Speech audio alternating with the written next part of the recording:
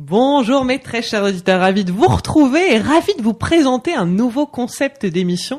Tous les mois, on aura la grande chance et le grand plaisir de retrouver un intervenant qui fait partie de cette association Art de Vivre en France, qui est l'association qui a été créée par le très célèbre Shri Shri Ravi Shankar. Voilà, Stéphane Hérault, vous le connaissez déjà, on est ravi de le retrouver, surtout on est ravi de pouvoir tous les mois l'avoir à nos côtés. Bonjour Stéphane. Bonjour Nathalie, bonjour les auditeurs, les auditrices. C'est toujours un plaisir aussi de me retrouver ici, à partager ensemble ces moments de connaissance. Alors, il y a quelques semaines, on a eu un peu cette illumination de se dire, nous allons créer un rendez-vous autour de la sagesse. Parce que ça nous semblait très important. Peut-être un peu de philosopher ensemble. Déjà, je pense que ça nous fait plaisir. Voilà, de philosopher avec vous, chez vous, qui nous écoutez. Mais surtout, toi, tu es porteur de cette sagesse védique, de ces enseignements védiques que tu as envie aujourd'hui de nous transmettre. Oui. Donc, tous les mois, on aura l'immense bonheur de te retrouver à ce micro, dans ce studio. Alors, on va vous parler un petit peu du déroulé de l'émission. Il y aura une partie où on abordera un conte védique. Oui. Parce que le conte est un biais de compréhension, de prise de conscience énorme. Il me semble, à travers les histoires, parfois on comprend beaucoup plus de choses qu'à travers c'est tellement ludique, des cours théoriques. C'est joyeux, et le message va directement dans le cœur. C'est vrai que c'est très percutant. C'est ça. Est-ce que ça parle à l'enfant en nous, finalement, l'aspect du conte? Oui, en ce qui me concerne, j'apprécie toujours lorsque je suis à l'écoute, même que ça soit un enfant, un enseignant spirituel ou n'importe qui, ou même quand je donne mes stages au Maroc ou dans le monde entier ou en France, et qu'à un moment donné, on s'arrête, puis il y a une personne qui dit, tiens, j'ai une histoire à partager. Tout de suite, tout le monde s'arrête. Ou quand tu commences toi-même à partager quelques histoires, tu sens que l'attention est pas la même. C'est vrai. Parce que c'est incarné, en fait. Voilà. L'anecdote a parfois beaucoup plus d'impact que la théorie elle-même. Complètement. Donc, non, c'est pour ça que toutes les grandes traditions se sont toujours véhiculées. Et quand tu vois même la vie de Jésus, il a parlé avec beaucoup de paraboles. Il a donné son enseignement avec beaucoup de paraboles. Donc, c'est vrai que tous les textes, en fait, les textes spirituels, religieux, sont à chaque fois finalement basés sur des mythes, des histoires. Exactement. La Bible est une grande histoire où, en effet, comme tu dis, il y a beaucoup de paraboles, beaucoup de métaphores, mais qui sont, tout de suite très parlantes pour le commun des mortels que nous sommes. Alors, mon cher Stéphane, cette émission commencera et débutera par un moment de conte, qui s'enchaînera par un moment de transmission. On terminera, pourquoi pas, sur une citation, et en tout cas sur l'actualité de Stéphane Hérault et du Centre Art de Vivre. Alors, on démarre tout de suite avec notre petite histoire du jour, mon cher Stéphane. Alors, comme c'est la première émission, je me suis dit, quelle histoire on allait aborder? Et c'est vrai que comme le terme sagesse, c'est un terme qui est fort, qui touche la vie en tant que telle. Et je me suis dit, et si on commençait avec une belle histoire qui est le maître aux 3 maîtres? Parce que la vie est notre maître. Alors, cette histoire, ça se passe en Inde, bien sûr, parce que tu sais que en Inde, l'histoire de maître à disciple, c'est vraiment très présent dans les pays, en tout cas, toute partie asiatique. Et un jour, il y a un disciple qui va voir son maître et dit, maître, j'aimerais savoir, j'ai jamais eu connaissance à ce jour, mais je voudrais savoir qui a été ton maître. Alors, tu sais, dans la tradition védique, la sagesse orientale, avoir un maître est important. Parce que tu dois être focalisé sur ce maître, sur cette tradition, sur cet enseignement. Pas s'éparpiller. Mais là, le disciple est choqué parce que le maître lui dit « Ah, j'ai eu 3 maîtres. » Comment ça? Vous, le plus grand saint de cette tradition, vous avez eu 3 maîtres. Alors, il a commencé à énumérer tous les maîtres qu'il connaissait. Est-ce que c'est un tel de l'Himalaya, un tel du Tamil Nadu? Et puis le maître lui a dit « Non, mon disciple. C'est pas du tout ça. Mon premier maître, c'était un chien. » Le disciple fait des gros yeux. Comment ça, un chien? Oh oui, t'as bien entendu, c'était un chien. Un jour, je me promenais, et puis j'entends un chien aboyer. Il n'y avait personne à la ronde, ni animal, ni homme. Et je me suis rapproché, et j'ai vu ce chien aboyer. En fin de compte, il aboyait contre son propre reflet dans l'eau. Une flaque d'eau. Et puis, à un moment donné, il s'est dit, hop, il a sauté dans la flaque d'eau. Et je l'ai vu faire. Il s'est secoué. Il est reparti. Il a arrêté d'aboyer. Il m'a appris une grande leçon. Que nos peurs n'étaient que des reflets de notre propre esprit, notre propre mental. Lorsque nous y faisons face, elles se dissolvent comme neige au soleil. Le disciple en était bouche bée, mais impatient de savoir qui était quand même le deuxième maître. Il continue sa liste. Est-ce que c'est un tel de telle région? Non, pas du tout. Le deuxième maître, mon deuxième maître a été un voleur. Non, ne me dites pas ça. Quand même pas. Pas un brigand, pas un voleur, Nathalie. Et si, j'étais en pèlerinage, Dieu avait pourvu à tous mes besoins, nourriture, logement. Sauf une soirée. La soirée où il a plu le plus. J'étais sous un arbre, assis sur un tronc d'arbre. Il était tard dans la nuit, la lune était bien voilée. Donc je voyais rien. Et à un moment donné, il y a une personne qui s'est assise à côté de moi, j'ai senti sa présence. Et il m'a dit, mais que faites-vous, mon bon monsieur, à cette heure-là, dans cette région? Et je lui ai dit, voilà, je suis un saint en pèlerinage, mais aujourd'hui, Dieu m'a donné ni nourriture, ni logement. Et ce monsieur m'a dit, pas de souci, je vais vous donner un lit et de la nourriture. Il m'a amené chez lui, j'ai pu me reposer, manger. Il est reparti aussitôt. Le lendemain matin, il revenait, le soir il repartait, le matin il revenait, le soir il repartait. À un moment donné, je lui dis, mais que faites-vous, mon bon monsieur, pour partir tard le soir, revenir tôt le matin? Il me dit, voilà, je suis un brigand. Il m'a raconté ses vicissitudes de sa vie, et effectivement, il s'était lancé dans le vol. Mais je lui dis, mais vous ramenez jamais aucun butin? Votre sac est toujours vide. Il dit, ah oui, je sais. Mais par contre, si Dieu le veut, demain sera différent. Il m'a appris la persévérance et la constance. Alors là, le disciple, impatient, a demandé au maître, mais qui a été ton troisième maître? Et là, il n'a plus demandé si c'était un tel ou un tel, il avait bien compris que ça allait être une surprise. Et il lui a dit, écoute, mon troisième maître, c'était un enfant. Un enfant? Racontez-moi. Un jour, je faisais ma promenade matinale et j'avais une humeur un petit peu espiègle. J'ai voulu jouer un tour à un enfant qui passait. J'ai pris une allumette, j'ai gratté l'allumette, je lui dis, d'où est-ce que la flamme est venue? Il m'a regardé avec un air encore plus espiègle que le mien. Il a soufflé sur la flamme et il a dit, où est-ce qu'elle est partie? Il m'a appris l'humilité. Hein, c'est un beau conte. En fin de compte, la sagesse et ces histoires nous amènent à percevoir qu'en fin de compte, la vie est un maître. Quelle est notre capacité à se rendre compte que la personne que j'ai en face de moi, aujourd'hui, c'est Nathalie, qu'est-ce qu'elle va m'apprendre? Je vais sortir de la radio, je vais rencontrer d'autres personnes, qu'est-ce qu'ils vont m'apprendre? Quelle situation va m'apprendre quoi? C'est vraiment, c'est ce qu'on appelle dans la tradition védique, on appelle ce concept, ce principe, Guru Tattva. Guru, bon, même si on l'a galvaudé ici un petit peu, l'escroc du coin ou la personne qui malmène d'autres personnes. Non. Guru, c'est un très très très beau mot en sanskrit. Qui veut dire guide? Oui, voilà, qui veut dire guide. Exactement, en fin de compte, c'est vrai. Gu, c'est ténèbres ou ignorance, et Ru, c'est lumière ou connaissance. Mais Ru, c'est la même racine que remove en anglais, enlever. Donc Ru, c'est celui qui enlève l'ignorance. Et le premier maître qu'on rencontre, c'est notre mère, notre père. Et toute la vie va être un maître. Bien sûr, il y a des grands maîtres, des grands sages, qui sont ce qu'on appelle les Satgurus, ceux qui nous amènent à traverser et à comprendre les lois spirituelles. Hein, sur le chemin spirituel, en ce qui me concerne, celui que j'ai rencontré, c'est Sri Sri Ravi Shankar, et il y a d'autres beaux saints sur cette planète. Mais, même, Sri Sri disait un jour, est-ce que vous pouvez voir que le maître n'est pas une forme physique? Le maître, en fin de compte, c'est la vie. Guru Tattva, le principe du gourou. La vie est votre maître. Si vous êtes capable à être enseignable à chaque instant, chaque moment de votre vie, alors vous avez vraiment perçu le concept et le principe de gourou, du maître. Parce que dans la tradition védique, Dieu, la conscience, le soi, le gourou, c'est pareil. Et puis finalement, la vie est un maître, mais notre gourou est intérieur. Oui. Finalement, notre propre guide, c'est celui qui est au fond de nous et qui, comme tu le disais, à chaque apprentissage que la vie nous propose, décide d'en faire quelque chose de positif, de le transcender, de le voir du bon côté, pour en tirer un enseignement. Parce que même dans des situations qui sont un peu lourdes à vivre, même dans des moments où on vit entre guillemets des échecs, on sait aussi que c'est l'opportunité d'être encore meilleur, d'aller un peu plus vers nous-mêmes.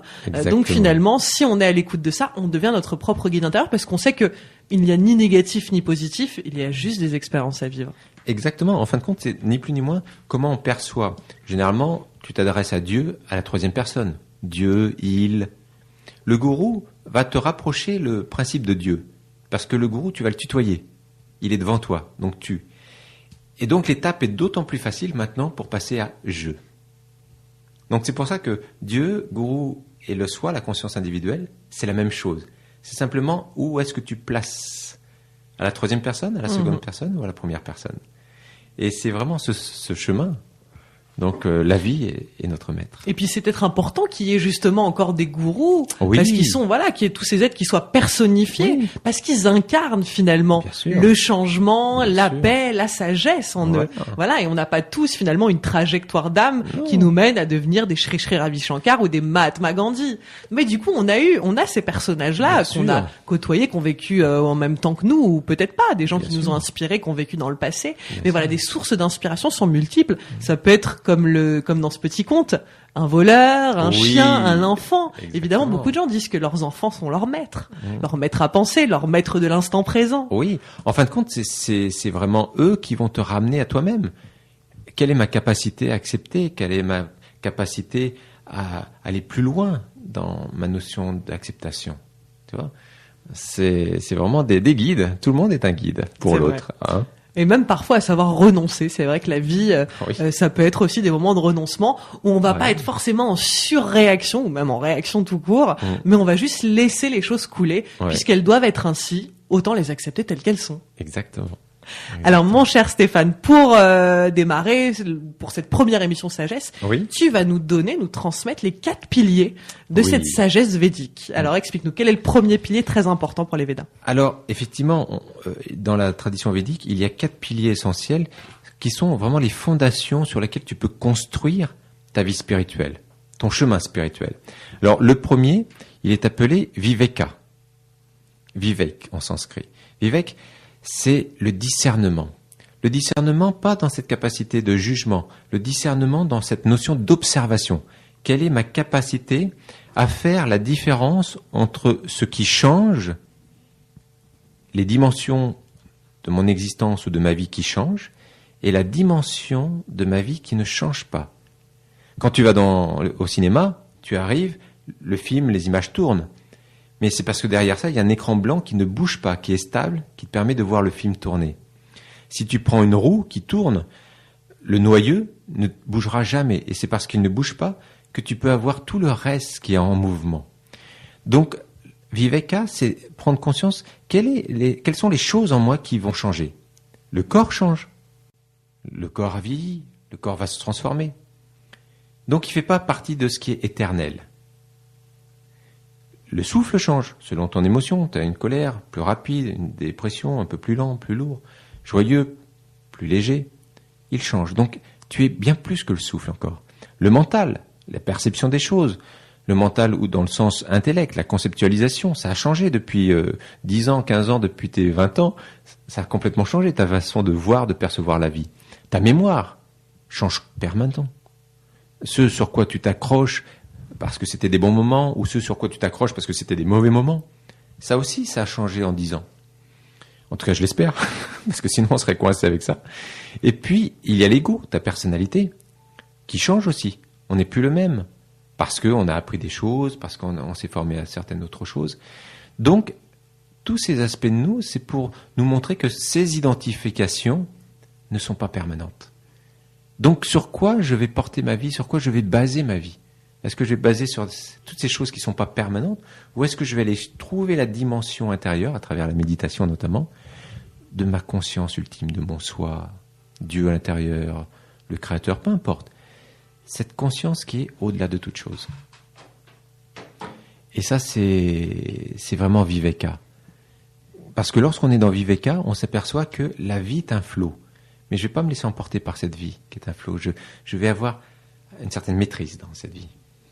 Donc cette partie finalement divine en nous, peut-être qu'on pourrait parler de la sphère de notre cœur, on pourrait parler de notre âme, enfin tout dépend, la manière dont vous percevez, que ce soit votre spiritualité ou votre religion, mais c'est cette partie qui est reliée au grand tout finalement. Oui. Qui reste, elle, pour le coup, stable. Stable. Mais c'est tout le reste que la vie nous propose de faire évoluer aussi. Voilà. C'est comme une goutte d'eau ou une vague, elle prend une forme à un moment donné, mais c'est éphémère.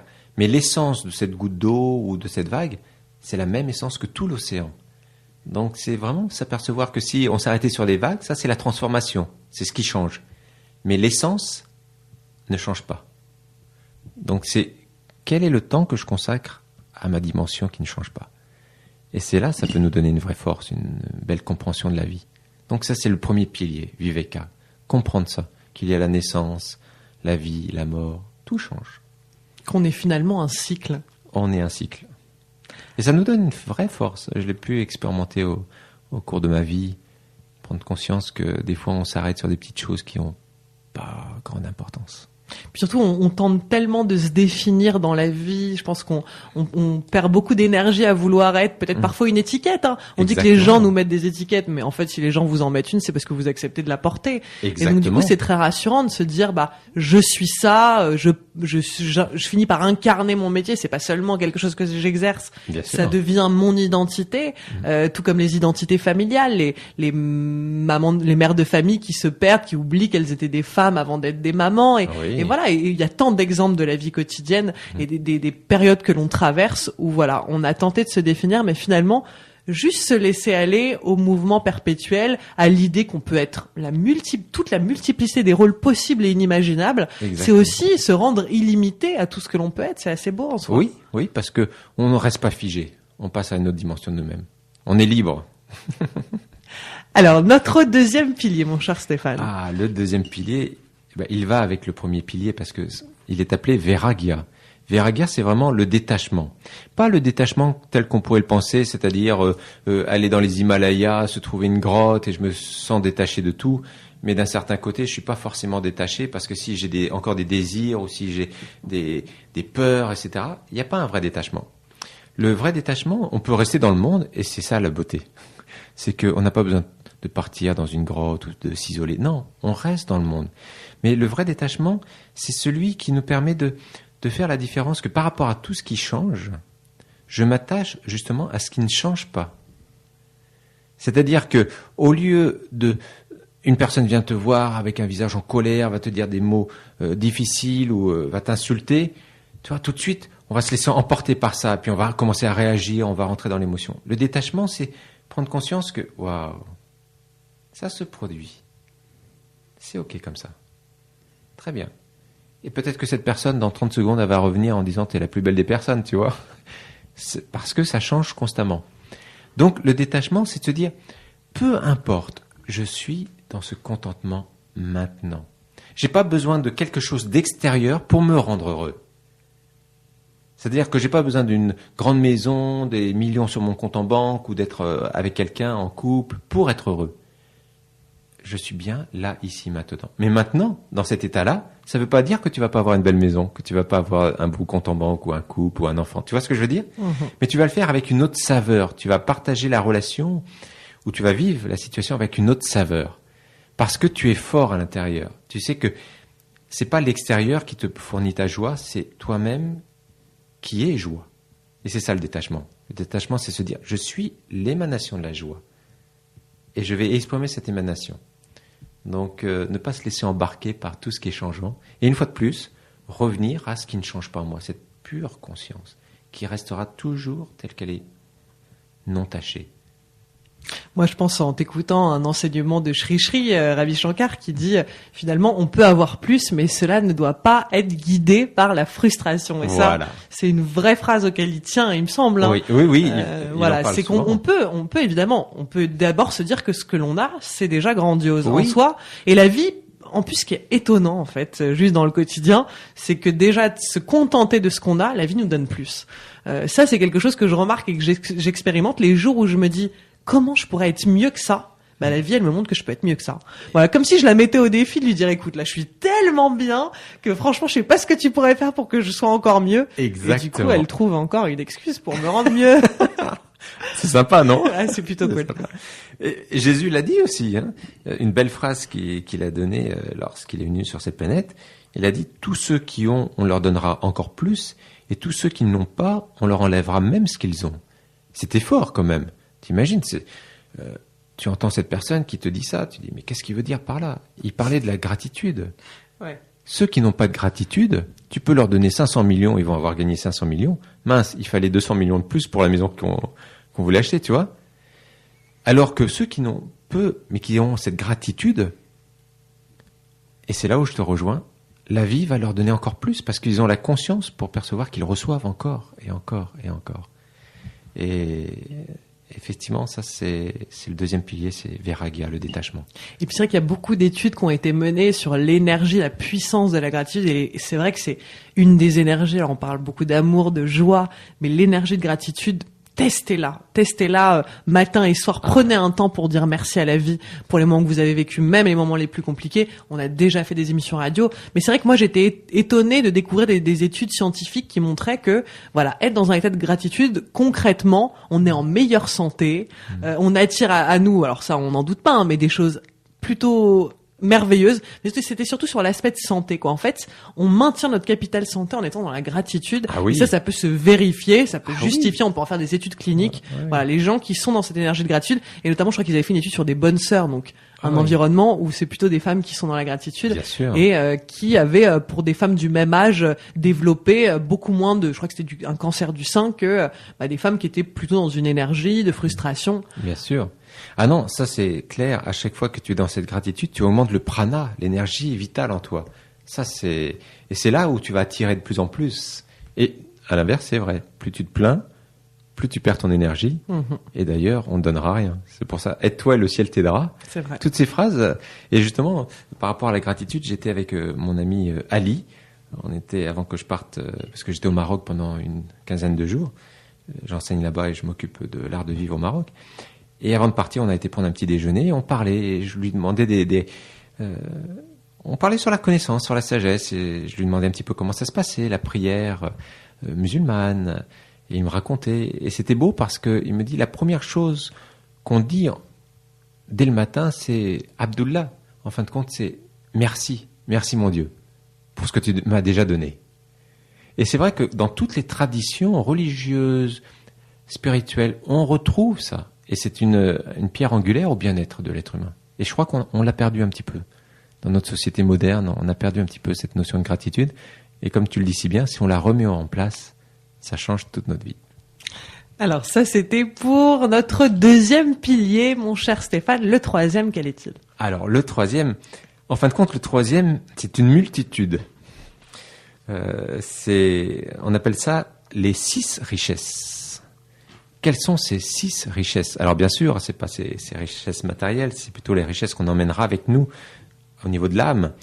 Et ben les 6 richesses, c'est la première, c'est Shama. Shama, c'est la stabilité de l'esprit. À quel point je peux être stable ? C'est-à-dire que il y a une grande joie qui m'arrive, je vais être joyeux, mais je vais pas être joyeux dans cette fièvre qui fait que après, s'il est arrivé quoi que ce soit après et que je retomberai dans une dépression où je serai triste parce que c'est pas à la hauteur de la joie que j'attendais, tu vois. La stabilité, c'est j'apprécie tous les moments, aussi beaux que aussi difficiles soient-ils, avec la même équanimité. C'est cette stabilité. C'est-à-dire, je vais la vivre. Bien sûr, quand j'ai perdu mon petit-neveu, il avait 12 ans, j'ai pleuré. Bien sûr, parce nous sommes des êtres humains, on a les émotions. Il faut les vivre, ces émotions. Mais derrière ça, il y avait cette force, il y avait cette stabilité qui reconnaissait le changement qui était là. Toute vie vient, part. Donc, Shama, c'est un magnifique cadeau qu'on peut se donner. La méditation, le yoga, les respirations nous aident à développer cette richesse qui est Shama, la stabilité de l'esprit. Le deuxième, plutôt la deuxième richesse, c'est Dhamma. Dhamma, c'est en fin de compte, c'est le contrôle des sens, la maîtrise de ses sens. Et regarde combien de fois on peut être dans un mal-être parce qu'on n'a pas eu la maîtrise de nos sens. Mal-être aussi physique, ça peut être parce que j'ai pas eu la maîtrise de mes sens, parce que j'ai mangé 4 gâteaux au lieu de 2 ou au lieu de 1. Je finis par faire une crise de foie. Voilà, je fais une crise de foie. Ou j'ai terminé la bouteille au lieu d'en boire juste un verre. Exactement, parce que à un moment donné, le corps, l'intelligence te le dit d'une façon inhérente. Non, là c'est trop. Tu dois te restreindre. Et les sens, après, ils prennent le dessus. Non, j'en veux un peu plus, un peu plus. Tu sais, c'est ce petit diable qui est derrière nous. Je vois très bien. Voilà. Je l'écoute souvent, c'est le problème. Mais bon, il est gentil quand même. On peut lui parler.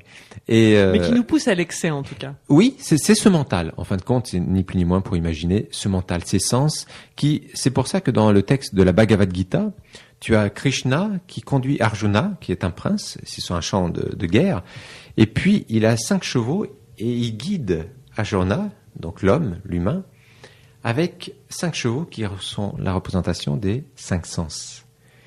Et si tu n'as pas les rênes pour tenir tes chevaux, ils partent dans tous les sens. Donc, c'est intéressant, le mental est nécessaire, les sens sont nécessaires pour vivre sur cette planète, ça, aucun doute. J'adore un bon carré de chocolat. J'adore un bon éclair au café, tu vois. Mais c'est à quel point tu vas avoir la maîtrise de tes sens. Et ça, c'est Dhamma. Et ça peut être pareil avec les yeux.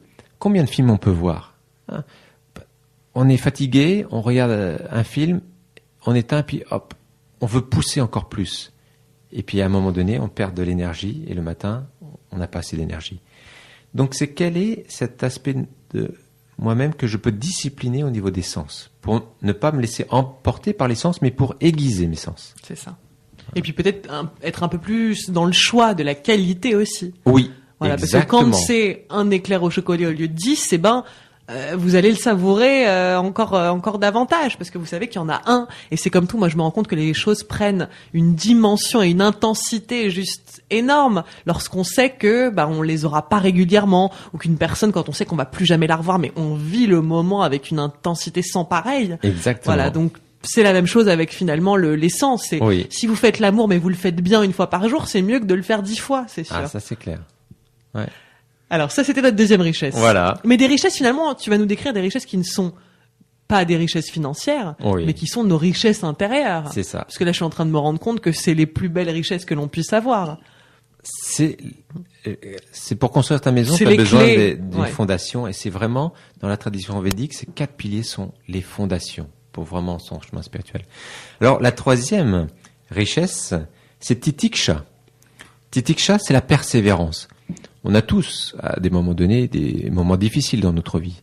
Ça fait partie de la vie. Les valeurs opposées sont complémentaires. Des fois, il y a des bons moments qu'on tente à vouloir reproduire. Des fois, il y a des mauvais moments qu'on tente à vouloir fuir. Mais ça fait partie de la vie, ces hauts et ces bas. Maintenant, lorsque les hauts arrivent, c'est pas difficile. On a envie de se replonger dedans. Mais quand les bas arrivent, on aurait tendance à vouloir les fuir, à ne pas vouloir les affronter, un petit peu comme ce chien, tu sais, qui est en train d'aboyer contre cette peur, ce reflet de lui-même, puis à un moment donné, il saute dedans, et là, il se dit, ça a disparu. Et bien, titiksha, c'est un petit peu ça. Titiksha, c'est volontairement, avec ma conscience, mon désir d'avancer, je vais traverser les choses qui ne sont pas confortables. Les choses que je dis, je n'aime pas, je suis pas d'accord, mais je vais les traverser pour voir qu'est-ce que cette chose va m'apprendre. Toujours une fois de plus, quelle est ma capacité à être enseignable à chaque instant. Alors peut-être que sur les choses aussi sur lesquelles on se dit je n'y arriverai pas, ou ce n'est pas fait pour moi. Voilà, l'idée de la persévérance, c'est aussi se donner les moyens d'eux. C'est d'y aller malgré tout, même si, comme tu dis, c'est loin d'être toujours confortable. Oui, et d'ailleurs, c'est comme ça qu'on grandit. Si on doit douter, autant douter de notre incapacité à faire les choses plutôt que de notre capacité à faire les choses, tu vois. On devrait se dire, non là, je crois pas, je crois pas que tu es incapable. Je pense que tu es capable. Vrai. C'est vrai. Plutôt que se dire, non là j'ai vraiment un doute, est-ce que tu vas être capable de le faire? C'est ce qu'on utilise la plupart du temps. Et là, si on renversait en disant, tiens, est-ce que tu es vraiment incapable de faire ça? Douter plutôt de notre incapacité. Ça serait intéressant, non? Super intéressant. Non, je trouve ça très sage. Mais tu es un vrai sage. En fait, tu es notre gourou sur Radio Médecine Douce. Oh là là là là. Voilà. Un jour, on m'a dit. En toge blanche la prochaine fois. Voilà. Un jour, on m'a dit, maître. J'ai dit, attendez, mètre 80. Surtout, ne rapetissez pas ma taille parce que sinon, je vais pas. Non. Effectivement, maître c'est. Stéphane. Voilà. En tout cas, c'est toujours un plaisir de partager. Et la quatrième richesse, c'est uparati. C'est faire les choses avec joie. Et je pense que tu en as un très bon exemple, Nathalie. Parce qu'à chaque fois que je te vois, tu es toujours rayonnante, joyeuse. Et ben c'est exactement ça. Uparati, c'est comment je peux faire les choses. On a 2 façons d'aborder les choses. Soit je vais prendre un choix par manque de ou par peur de. Par peur parce que ma famille n'est peut-être pas d'accord. Par manque parce que je ne sais pas ce qui va advenir. Donc là, je fais ce choix-là. Et c'est ce qui va générer de la peur et du manque. Mais si je fais un choix par joie de, par plaisir de, par abondance de, même si c'est difficile le choix que je vais faire, le fruit va être de la nature du choix. C'est-à-dire que l'abondance, la joie, la plénitude. Et ça, c'est Uparati. Faire ce discernement, dans quel cadre je pose mes choix. Est-ce que je le fais par peur de blesser quelqu'un, peur, manque de, ou par plaisir de, par plein de. Voilà. Par joie de. Par joie de. Des fois, les gens vont vouloir être en couple, pas parce qu'ils ont envie de partager quelque chose, c'est parce qu'ils ont peur d'être seuls. Mais peu importe la personne qu'ils auront en face d'eux, je dirais, pourquoi ? Parce que le manque était là au départ, donc ça sera toujours difficile de combler un manque. Et là, la jalousie sera là, les plaintes, le blâme sera là, culpabiliser les autres. Alors que si je dis, je suis rempli, là, je suis bien à l'intérieur, et comment je peux faire pour partager ça avec quelqu'un d'autre ? La nature n'est pas tout à fait la même de la relation. Donc, Uparati, c'est une richesse très, très importante. La cinquième richesse, c'est Shraddha, la foi. Jésus disait, à juste titre, si votre foi était aussi grosse qu'une graine de sénévé, vous pourriez demander à cette montagne de se jeter dans la mer, qu'elle le ferait. Tout dépend de notre foi. Si j'ai foi en quelque chose, ça va se produire. C'est cette force intérieure. Et la sixième richesse, c'est Samadhana. Être à l'aise. Être à l'aise dans toutes les circonstances. Être naturel, comme un enfant de 2 ans le serait avec n'importe quel type de public. Je suis à l'aise. Sentir que, au fond de moi, j'ai ce naturel. Je suis bien. Je suis à l'aise. Et ce qu'on se disait hors antenne, oui, c'est finalement, parfois dans la vie, on se balade dans la rue. Moi, c'est quelque chose que je perçois parce que en prenant les transports, en étant une Parisienne invétérée, en étant tout le temps sur un vélo ou à pied, finalement, je vois les gens, alors certains parfois se lâchent et se mettent à danser dans la rue ou à chanter à tue-tête, et je trouve ça toujours génial de voir des gens qui dansent comme si personne ne les regardait, qui chantent comme si personne ne les écoutait, et d'ailleurs, peu importe, ils le font parce que ça les met en joie, qu'ils sont heureux, voilà. Que là, dans l'instant, c'est juste le bonheur pour eux et c'est l'expression. Donc moi, ça me fait toujours rire. Au contraire, ça m'apporte de la joie de les voir être dans l'incarnation de leur folie un peu, parce qu'il y a un côté un peu fou. Oui. Mais le fou et le sage se rejoignent à un certain niveau. Oui, c'est vrai. Je trouve aussi. Il y a beaucoup de sagesse dans un fou. En tout cas, ils sont dans l'expression d'eux-mêmes et ça, c'est voilà, c'est-à-dire qu'ils se laissent pas emporter par leur ego. Est-ce que je vais être accepté par rapport aux codes sociaux ou pas ? Il y a quelque chose qui est sympathique. Et même de l'ordre du transgressif. Voilà, c'est ça. C'est plutôt très agréable. Alors n'hésitez pas, à chanter à tue-tête, peu importe où vous allez, à danser. Ça mettra forcément quelques personnes en joie. Ça en dérangera certaines, mais peu importe. Voilà, pour celles à qui ça va procurer de la joie, c'est bien de le faire. Soyez vous-même. Exactement. C'est ça le plus important. Alors voilà, c'était pour les 6 richesses. Maintenant, on passe au 4e pilier. Donc on a terminé le 3e pilier et nous passons effectivement, Nathalie, au 4e pilier. Le 4e pilier, je dirais qu'il va couronner cet aspect des 4 piliers parce que c'est Mumukshadva. Mumukshadva, c'est le désir d'atteindre l'ultime. La dimension, ma conscience ultime.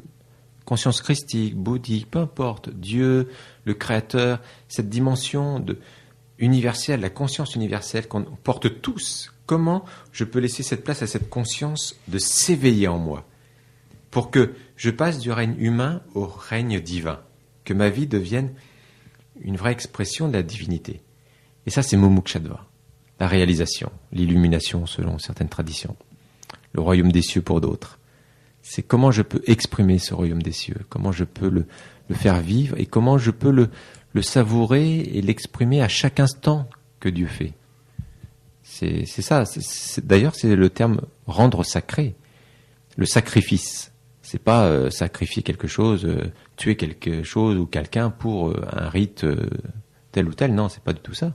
Le vrai sacrifice, c'est comment je peux remettre à Dieu mes instincts les plus sombres pour les rendre vers les valeurs les plus divines. Wow. C'était le vrai sacrifice. C'est pour ça que Jésus a certainement été mis sur la croix, pour nous montrer que même derrière la souffrance, l'amour prévaut. Et puis pour nous montrer la voie, parfois je me fais cette remarque parfois dans les ruptures amoureuses, je me dis que c'est au détriment d'une rupture finalement, donc d'un moment difficile, qu'on va vraiment se réaliser, qu'on va soi-même sauter des étapes hyper importantes pour nous-mêmes pour se rattacher à notre essence. Parfois il y a des gens qui meurent, alors c'est vrai, beaucoup trop tôt, et quand on pense à certains jeunes, même certains enfants parfois qui perdent la vie, ça paraît très grave en soi, mais en fait, en partant, ils laissent aussi leur message. Oui. Et donc, quand on a une vision spirituelle des choses, eh bien, ça nous donne un certain recul et on peut relativiser à un moment donné en se disant, bon bah, sa mort en fait a été porteuse d'un enseignement hyper puissant, en tout cas pour toutes les personnes qui restent. Bien sûr, bien sûr. Elle fait partie de la vie, cette mort. Est-ce qu'on en prend conscience? C'est ça. Des fois, on a peur de la voir, mais c'est comme une pièce de théâtre.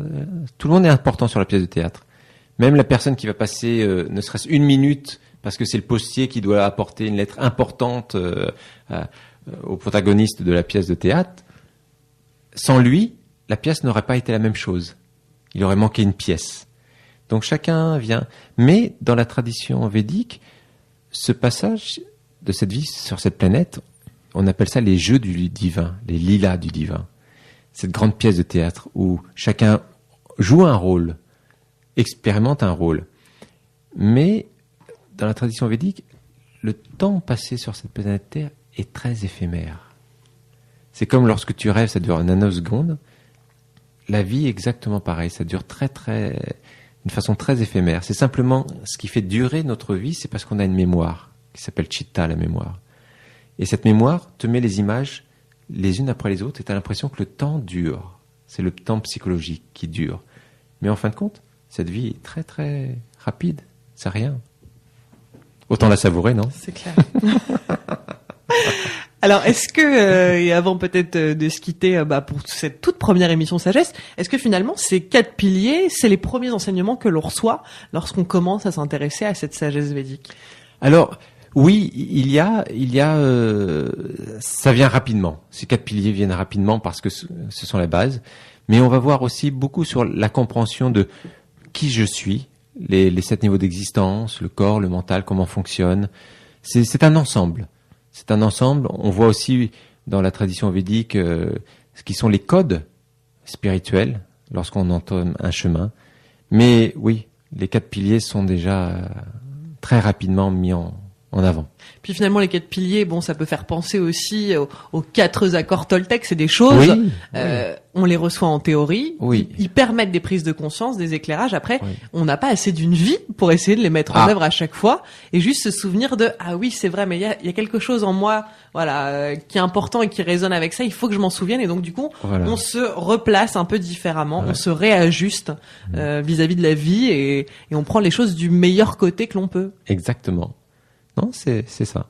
Voilà, mais ces 4 piliers nous accompagneront en tout cas tout au long de ces nombreuses émissions Sagesse. On aura le plaisir de retrouver Stéphane. Un grand plaisir. Alors avant de se quitter, quelques informations sur l'agenda de l'art de vivre, puisqu'il semblerait qu'il y ait des portes ouvertes ce week-end. Oui, effectivement, 17-18 octobre, ça commence. Nous avons les journées de portes ouvertes du 2e centre art de vivre. Le premier est près de Nation, rue des Boulets.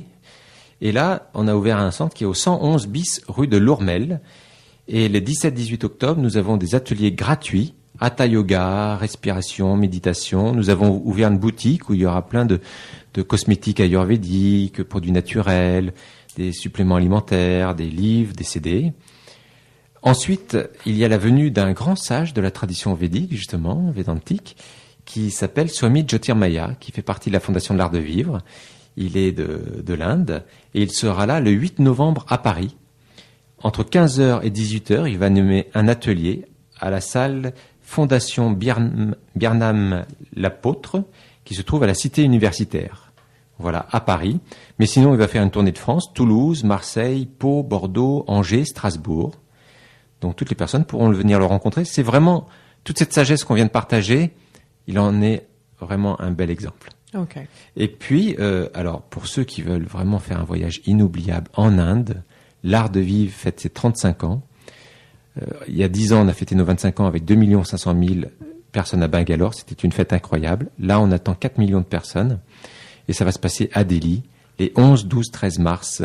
Donc tout ça, toutes ces informations, c'est sur le site artdevive.fr, tout en minuscule attaché, artdevive.fr.